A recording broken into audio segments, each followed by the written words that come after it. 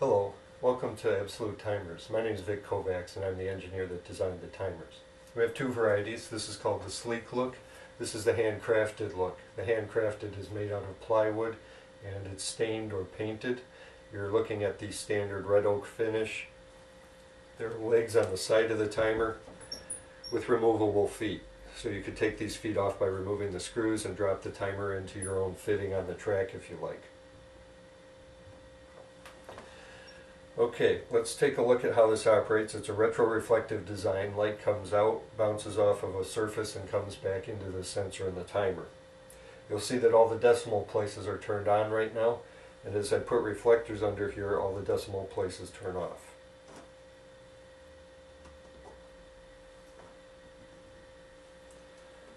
This is a 3x5 card that has a reflector and a piece of reflective tape. For this one, we'll put the reflective tape under there.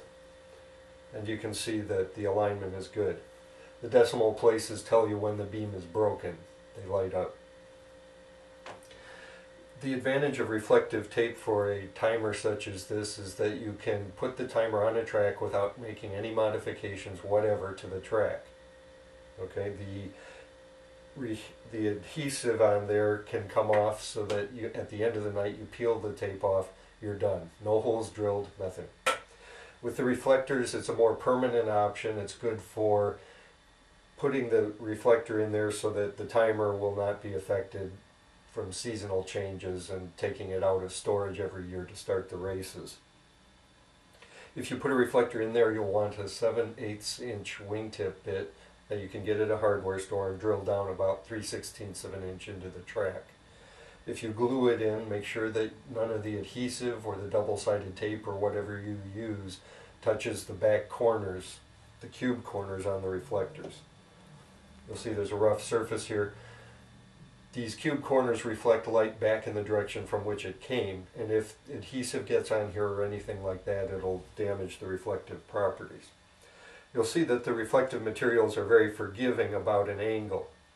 Okay, if these aren't mounted perfectly flat in the track, that's fine, it still works anyway. Same thing with the reflectors. Reflectors are always designed to send light back in the direction from which they came, so it doesn't really matter whether you're on an angle or not with the reflector. Let's take a look at the display. The display is a 2.6 inch display for the placement finish.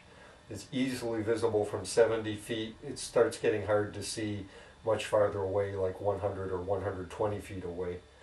As far as the lane timing goes, those are 0.56 inch displays, about half an inch, and those appear on the front. On the back we have a similar display but without the small units. You can actually put this backwards on your track if you like and it still operates. So you can decide which side you want to show to which part of the audience. This works with the Grand Prix timer software. We have details about how to make that work on the website. What you'll want to do is make sure that these reflectors are correctly aligned. Now what we'll look at is some of the features on the side. Okay, we have a port here for connecting a switch that goes to the gate. When the gate goes down, releases the cars, then the switch is connected, and that's what starts the timer. We also have a serial port below that for looking at connecting to a computer. The Grand Prix software will work with that. And again, details on the website. Below that we have the power entry. Uses a standard PC cable. You can find that at just about any electronics shop. We have a lighted switch button up here, and we have a tray for the fuse. The fuse can be taken out with a small screwdriver or good fingernails if you have them.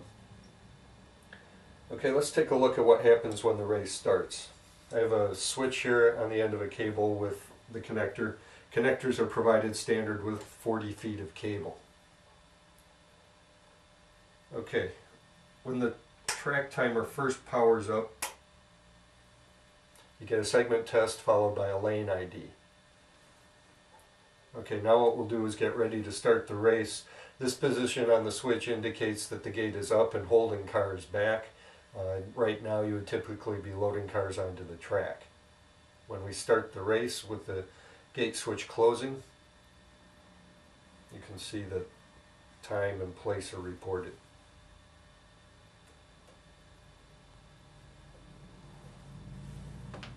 Okay, time is reported to a precision of 1 millisecond.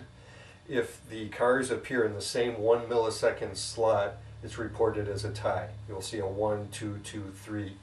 We have features in there to make sure that there's a minimal amount of confusion when that sort of thing happens. We could time it to intervals more precise than 1 millisecond. What would happen then is that the displays would show the same time and one car is coming in ahead of the other. We decided that would be a bad feature, so we made sure that if they arrived at the same time and the display showed the same time, then the place finish would also show a tie. Thank you for watching our introduction. You can see our website at the URL that's on the top of the timer here, absolutetimers.com. We hope you'll take a look. Thank you.